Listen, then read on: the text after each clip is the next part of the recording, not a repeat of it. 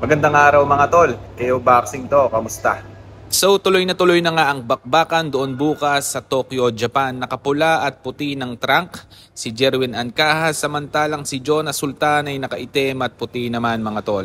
Magandang panoorin to mga tol dahil tatlong major belts ang paglalabanan bukas doon sa Japan. Paglalabanan ni Konsei Tanaka at ni Christian Rangel Bakasegwa ang bakanting WBO World Super Flyweight title. Habang si Jerwin Ancajas ay babaklasin ang WBA World Bantamweight ng kapatid ni Naoya Inoue na si Takuma Inoue. Sa main event naman mga tol, susubukang baklasin ng Mexican na si Alessandro ang WBC Bantamweight title ni Junto Nakatani. For sure magandang laban to mga tol dahil parehas palaban itong dalawang fighter na to. Ang ating kababayang si Jonas Sultan babanatan si Riku Masuda ng Japan para sa kanilang 8 rounds regular bout sa Bantamweight.